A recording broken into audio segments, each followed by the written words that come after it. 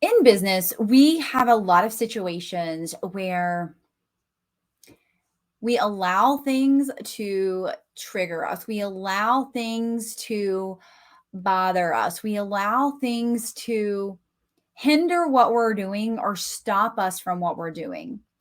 Meaning, someone has a great time in their business, they're doing amazingly well, they do something similar that we do. So we start to figure, why am I doing this? Why should I even bother? Why should I keep going? And I've said this before, especially on the podcast and probably on lives too, that business would be easy if it wasn't for the BS stories we tell ourselves. Like, we tell ourselves so many BS stories and we choose not to work through those. We push them down and push them down and push them down, hoping that eventually they'll go away, instead of processing them, feeling the feels, telling ourselves a new story, and doing the work. Like, literally, a lot of times it's pulling out a journal and doing the work because we're too busy and we don't have time to sit down and do it. And I am going to totally call myself out here because I have been this person. I have been the person who pushes it down, says, forget about it, move on. Well, what happens when we don't deal with our emotions? What happens when we don't deal with what's being said? It compounds, right? So then when it comes back with a vengeance. It comes back even stronger. It comes back and because we've not dealt with it and we've not worked through it and we've not felt the feelings and we've not processed the feelings because we just tried to throw it to the side and move on. What happens? We have like a major breakdown. We have a major fall, right? And then it feels like it takes even longer to get through it and process it. Or that's when we're about to quit our business, or that's when we're done, or that's when we're not doing anything else because we're not seeing the results that we want. I can give you all the strategies in the world. I can literally hand them to you on a silver platter. But even with those, if we don't do the work on ourselves and become a better version of ourselves every single day, even if it's a small percent, which is all you need, we are going to struggle with the big things. We're going to struggle with the blocks. We're going to struggle with more triggers. We're going to struggle with comparison. We're going to struggle with jealousy. We're going to struggle with envy. We're going to struggle with so many things in our business and life. When I started seeing triggers, because when I would get triggered by something, I would be like, oh, blinders on, blinders on, blinders on, keep my blinders on, don't pay attention, don't look around, pretend like none of that's going on. Let's just not even allow that to seep into my brain. It had already seeped into my brain. Let's not even kid myself, right? But I used to put the blinders up, block everybody that was bothering me, stop from seeing all of their content. Anybody that triggered me. That was what I did. And then I realized that those triggers were an opportunity for growth, that those triggers were an opportunity for me to work on myself, that those triggers were telling me I had work to do. Now, if you're listening, you think, oh, I do this. I listen to PD every day, like personal development. I'm good. No, you're not. Just like I said a couple days ago in my content, I said I would never be the best at content because I would never stop working on it.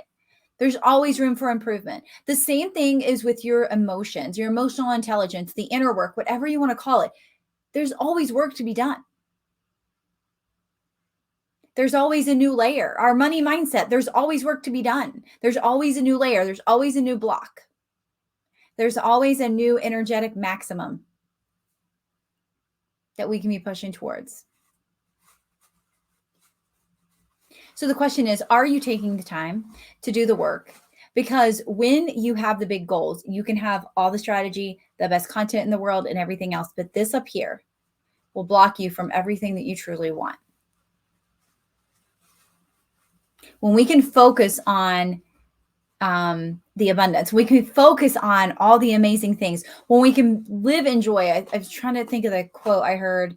If we worked on compounding joy and compounding abundance more than compounding all the everybody's doing what I'm doing, and there's not enough room for all of us, and she's taking all of the people that I want, and blah, blah, blah, blah, blah. That's when we start experiencing the downfalls. That's when we start experiencing the breakdowns. That's when we start experiencing the face plants, the failures, everything else, because we cannot climb up.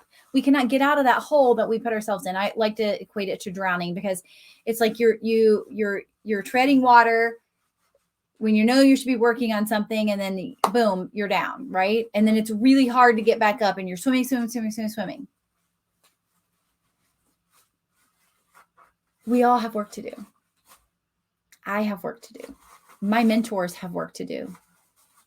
People making $1,000 a month have work to do. People making $10,000 a month have work to do. People making $50,000 a month have work to do. People making $100,000 a month have work to do. There's just this probably less than the person at 1,000. We all have work to do.